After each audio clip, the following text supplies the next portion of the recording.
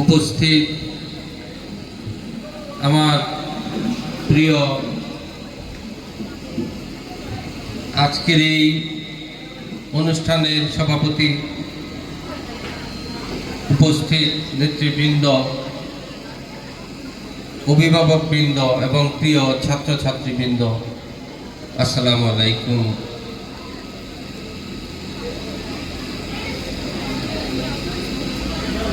আজকে আসলে আমি যেই কথাগুলো বলতাম প্রথম থেকেই বিভিন্ন যারা এখানে বক্তব্য রেখেছেন এতক্ষণ, তাদের কথার মধ্যেই আমার কথাগুলো আসলে অধিকাংশই চলে আসছে। আজকে 2026 নবীন বরণ এবং আমাদের 2026 বিদায়ী পরীক্ষার্থীদেরকে উদ্দেশ্য করে এই অনুষ্ঠানে আমরা সমবেত হয়েছি। আসলে একটি কথা হচ্ছে এইটা, দেখেন, যেই জাতি নিজের ভাগ্য পরিবর্তন করার চেষ্টা করে না, আল্লাহ কখনো তাদের ভাগ্য পরিবর্তনের চেষ্টা করেন না। আপনাকে অবশ্যই ইচ্ছুক হইতে হবে এবং চেষ্টা করতে হবে। চেষ্টা না করলে আল্লাহ আপনাকে চেষ্টা করেই আপনার ভাগ্য চেঞ্জ করতে হবে।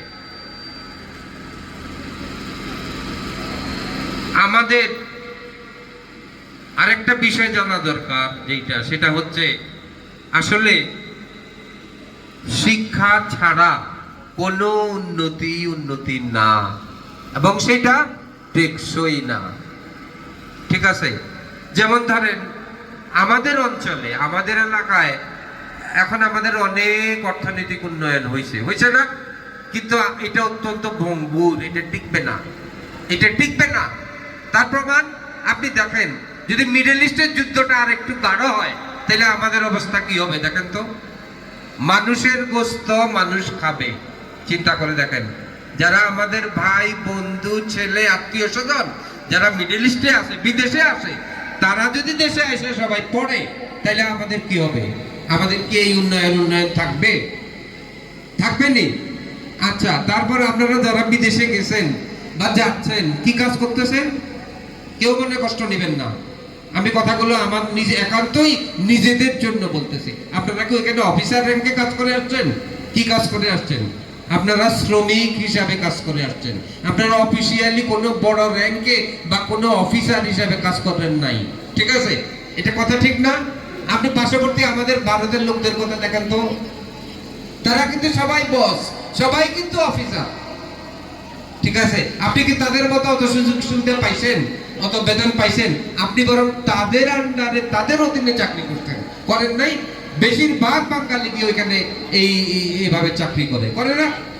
আপনি বার্গেনিং করারও ক্ষমতা নাই ওইখানে। আপনি যে বিদেশ যাচ্ছেন, আপনার বেতন কি 10,000 টাকা দিবে না 50,000 টাকা দিবে, আপনার এই কথা বলার সুযোগ নাই, কারণ আপনি যথার্থভাবে স্কিল না, শিক্ষার ক্ষেত্রেও কাজের ক্ষেত্রেও। কথা কি ঠিক না? যারা গেছেন তারা শতভাগ জানেন। তো আমরা কি সারা জীবন এইভাবে থাকবো? আমরা কি আমাদের অবস্থার উন্নয়ন করার চেষ্টা করব না? করা উচিত না। আপনারা কষ্ট করতেছেন, মা বাবা আপনারা কষ্ট করতেছেন, আপনারা কি চান আপনাদের ছেলে মেয়েরা ওইভাবে কষ্ট করুক? সেই অস্ত্রটা তো আপনার হাতে আছে এখন, কিন্তু অস্ত্রটা আপনার হাতে আছে। আপনার ভাগ্য পরিবর্তনের, আপনার ভাগ্য চেঞ্জের হাতিয়ার আপনার হাতে আছে, এবং সেটা কি আপনার ছেলে মেয়েকে উপযুক্ত শিক্ষায় শিক্ষিত করার মাধ্যমে আপনি আপনার ভাগ্য চেঞ্জ করতে পারেন, পরিবর্তন করতে পারেন। না হয় আপনি যেভাবে কষ্ট করে যাচ্ছেন, আপনারা স্বামী স্ত্রী বা মা বাবা, আপনার ছেলে মেয়েরাও সেভাবে কষ্ট করবে। আপনারা কি চান সেভাবে কষ্ট করুক? সেই জন্য আমাদেরকে কষ্ট করতে হবে এবং দৃঢ় প্রতিজ্ঞ হইতে হবে। আমি নদীর এই পার থেকে বা দিঘির এই পার থেকে সাঁতরিয়ে আমি ওই পারে যাব, দেখতে হবে না আমাকে? না দেখলে আমি কি যাইতে পারবো? আমি যদি ইচ্ছা না করি তাহলে কি আমি দিঘির ওই পারে যাইতে পারবো? যদি আমি ইচ্ছা করি তাইলে আমি হয়তো কোনো কারণে পারে যাইতে পারবো না, কিন্তু আমি কুলে হইলেও যাবো না। তার মানে কি?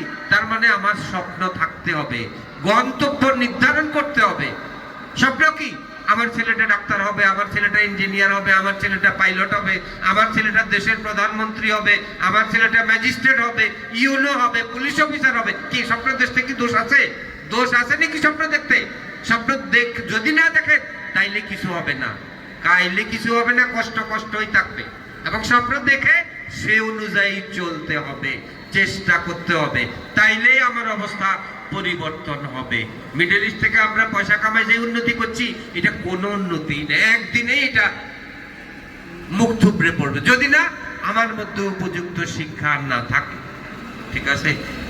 সেই জন্য নেপোলিয়ন বোনাপার্ট বলেছিলেন যে আমাকে একজন শিক্ষিত মা দাও, আমি একটা শিক্ষিত জাতি দিব, জাতি দিব। একজন শিক্ষিত মা দাও, আমি একটা শিক্ষিত জাতি দিব। তাইলে এখানে মাদের দায়িত্ব সবচেয়ে বেশি। মারা, বাপেরা কি করে? বাপেরা সারাদিন অক্লান্ত পরিশ্রম করে টাকা পয়সা দেয় ঘরে, ছেলে মেয়ে বউ বাচ্চা এদেরকে পালে নাকি? এখন মা যদি সচেতন না হন তাইলে বাচ্চা কোনোভাবেই মানুষ হবে না, হবে না। তাইলে আপনাদের তো পরিশ্রমের কি লাভ? কোনো দাম আছে? দাম আছে নি? আপনিও কষ্ট করে গেলেন, আপনার ছেলে মেয়েগুলাও কষ্ট করলো। আপনি যদি চান আমার ছেলে মেয়ে আমার মতো কষ্ট না করুক, ওরা শিক্ষিত হয়ে উড়ুক বাড়ুক, ঠিক আছে, তাইলে আপনাকে এখনই সচেতন হইতে হবে। তার জন্য আমাদেরকে সেই অনুযায়ী কাজ করতে হবে। আরেকটা জিনিস মনে রাখবেন, বাচ্চার সব চাওয়া পূরণ করবেন না। বাচ্চা যেটা চাইবে এটাই দিবেন না, এটা দিলে বাচ্চা মানুষ হবে না। বাচ্চাকে সবসময় অভাব শিখাইতে হবে, অভাব শিখাইতে হবে, নয় সে রুজি রোজগার করার তান্দা করতো না, আব্বান আছে আই উতি উতি কামড়। ঠিক আছে? সেই জন্য বাচ্চাকে, আর আরেকটা জিনিস, মা বাবার চেয়ে বেশি ভালো বাচ্চাকে কেউ বাসে না। বাসে নাকি? আমার ছেলেরা নিজের, আপনার ছেলে মেয়েদেরকে আপনি এবং আপনার ওয়াইফ ছাড়া আর কেউ বেশি ভালোবাসে না। মা বাবাই ছেলে মেয়েদেরকে সবচেয়ে বেশি ভালোবাসে নাকি? এখন যদি আপনি সব সময় সেই ভালোবাসার নিয়ে আদর করতে থাকেন, এমন কোনো আদর করেন, তাহলে আপনার বাচ্চা মানুষ হবে না। আপনি যেরকম ভালোবাসেন সেরকম আপনাকে শাসনও করতে হবে, না আপনার বাচ্চা আপনাকে মানবে না, আপনার কথা শুনবে না। বড় হইলে আপনি একটা দিলে আপনাকেও একটা দিবে। ঠিক আছে? তার মানে বাচ্চাকে আপনি এমন কোনো আদর করবেন না যেই আদর বাচ্চার ধ্বংসের কারণ হয়। যেমন বাচ্চা কোদ হচ্ছে যে আর মোবাইল কিনে দেওয়ার লাগবে, 10-20 হাজার টাকা দিয়ে এখন মোবাইল কিনে দেওয়ার লাগবে। আপনি বাচ্চার আবদার রাখলেন, সেই বাচ্চাটার কিন্তু আর পড়াশোনা হবে না, এখানেই তার শেষ। ঠিক আছে? সেজন্য বাচ্চাদেরকে আদর করবেন, মা বাপ আদর করবে, কিন্তু বাচ্চারা সেটা বুঝবে না, বুঝবে না।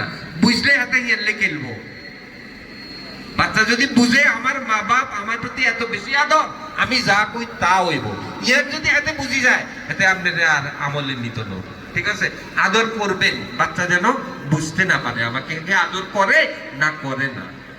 ঠিক আছে? যদি বুঝে যায় আমার প্রতি দুর্বল, আমার আদর করে, তাহলে এইটা লিখে নেবো। আর যা কইব মোবাইল লই দেন, কাইলা কইব সাইকেল লই দেন, পরিবা কইব হুন্ডা লই দেন। হুন্ডা লইলে কি হয় দেখছেন না?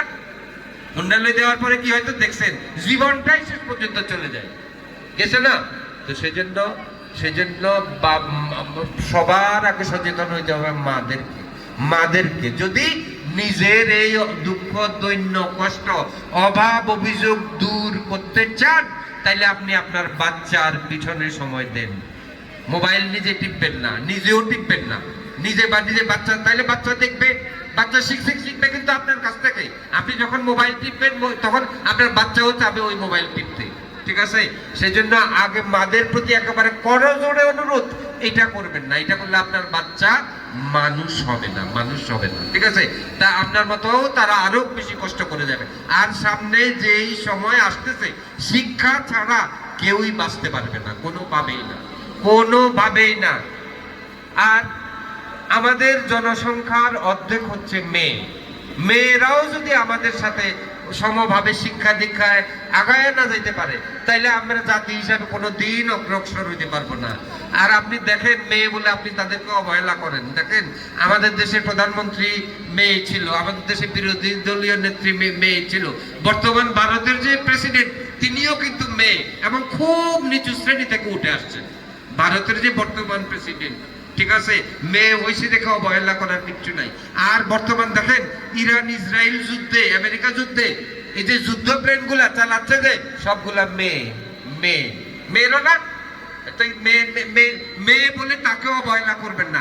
আপনার মেয়ে যদি আপনি তাকে উপযুক্ত শিক্ষায় শিক্ষিত করে তুলতে পারেন তাইলে একটা ছেলে থেকেও অনেক বেশি। আপনি যদি আপনার ছেলে হোক মেয়ে হোক উপযুক্ত শিক্ষায় শিক্ষিত করতে পারেন তাইলে তার মধ্যে কিন্তু কোনো ছেলে মেয়ের ভেদাভেদ নাই। অনেকে ছেলে মেয়ে পার্থক্য করে, ছেলেদেরকে বড় ডিমটা দেয়, মেয়ের গানে হয়তো বাঙ্গি কদ্দুর দেয়। এটা ঠিক না, ঠিক আছে? ছেলে মেয়ে একদম সমান বিচার করবেন, সমান সময় দিবেন, সমান গুরুত্ব দিবেন। আচ্ছা আপনি বিয়ে দিলেন মেয়েটাকে, হয়তো ভাবলেন যে বিয়ে দিয়ে আরাম যাইব বই, আচ্ছা যাই যদি জামাই ভালো না হয়, জামাই যদি ভালো না হয়, হচ্ছে তো করবার হচ্ছে না, কষ্টের কোনো সীমা থাকে না। তো সেই জন্য আমার বিশেষ অনুরোধ, আমি বেশি কিছু বলবো না, মাদের প্রতি যে ছেলে মেয়েদের প্রতি খেয়াল রাখেন, যত্নশীল হন। বাপ তো খালি টাকা কামাই দেয়, মেন গড়ার কারিগর হলে নাম নেই। আপনারা মারা যদি সচেতন হন অবশ্যই অবশ্যই আপনার বাচ্চা মানুষ হবে, ডাক্তার হবে, ইঞ্জিনিয়ার হবে, ডিসি হবে, এসপি হবে, এমনকি বাংলাদেশের প্রধানমন্ত্রী এবং প্রেসিডেন্ট হবে হবে হচ্ছে। কিন্তু সেই স্বপ্ন, সেই ইচ্ছা, সেই আশা আকাঙ্ক্ষা আপনার মধ্যে থাকতে হবে, মাদের মধ্যে থাকতে হবে, বাবার মধ্যে থাকতে হবে, পরিবারের মধ্যে থাকতে হবে। তাইলে আপনার ঘর থেকে একটা আলো বের হয়ে আসবে, যেটা দেশ এবং জাতির জন্য সম্পদে পরিণত হবে। যেমন আমি আবারও বলতেছি, যেমন আমাদের গোলাম আলী, ঠিক আছে? গোলাম আলী এখন না আমাদের জাতির জন্য, এখন গোলাম আলী একটা সম্পদ। 2 4 10 গ্রাম 15 20 গ্রামে এরকম গোলাম আলী আর নাই, ঠিক আছে? আমি চাই, আমার আশা যে আমাদের প্রত্যেক ঘর থেকে গোলাম আলী বের হয়ে আসুক, গোলাম আলী বের হয়ে আসুক, ঠিক আছে? আপনারা কি চান না? চান নাকি? তাইলে আপনারা সচেতন হন, মারা সচেতন হন, বাবারা সচেতন হন। শিক্ষা এখন একটা কি ইনভেস্টমেন্ট, ইনভেস্টমেন্ট, কারণ শিক্ষার খরচ অনেক বেশি, বেশি না? তো সেজন্য আপনি এত কষ্ট করে টাকা পয়সা দিতেছেন, আর আপনার স্বপ্ন যদি থাকে খালি Iqbal memorial college, Feni college, Saudi Arab, তাইলে কি হইব?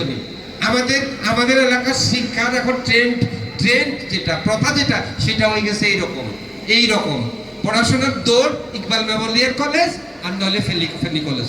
কলেজগুলোর কি কাম? এগুলোতে কোনো পড়াশোনা নাই, এগুলাতে কোনো পড়াশোনা নাই, এগুলাতে পড়ে খালি হাজার জোড়া জুতা ক্ষয় করতে হয়। কোনো এগুলা থেকে পাস করলে কোনো চাকরি নাই, বাকরি নাই, কিচ্ছু নাই, খালি দিয়ে দিলেন সার্টিফিকেট একটা, ঠিক আছে? তো দৌড় যেন দূর না হয়, মধ্যপ্রাচ্য না হয়। ডাক্তার হওয়ার স্বপ্ন দেখেন, ইঞ্জিনিয়ার হওয়ার স্বপ্ন দেখেন, এইভাবে স্বপ্ন দেখতে থাকেন, নইলে আপনি বাস্তবে কোনোদিন রূপান্তর করতে পারবেন না। যদি আপনার স্বপ্ন না থাকে, ইচ্ছা না থাকে, আকাঙ্ক্ষা না থাকে, নিজের অবস্থার পরিবর্তন করার ইচ্ছা না থাকে, যদি না থাকে, আল্লাহ কখনো আপনার অবস্থা পরিবর্তন করবেন না। অবশ্যই আপনাকে ইচ্ছুক হইতে হবে। তো যাক, আমি আজকে আর বেশি কথা বলবো না। আমি সবাইকে তারপরে বলবো, মা বাবারা সচেতন হন। আপনি স্বপ্ন দেখেন, তাইলে আপনার স্বপ্ন একদিন বাস্তবায়ন হবে। তো আমি আর বেশি কিছু বলবো না। আল্লাহ রসুল আমাদেরকে সঠিক বুঝ এবং জ্ঞান আহরণ করার বা গ্রহণ করার তৌফিক দান করুন, আমিন। সবাই ভালো থাকেন। আসসালামু আলাইকুম ওয়া রাহমাতুল্লাহ।